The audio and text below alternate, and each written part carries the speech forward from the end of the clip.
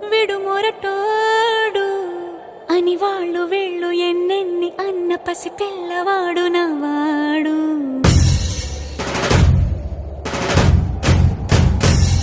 విడు ముండోడు అని ఊరు వాడ అనుకున్న గాని మహారాజు నాకు నవాడు.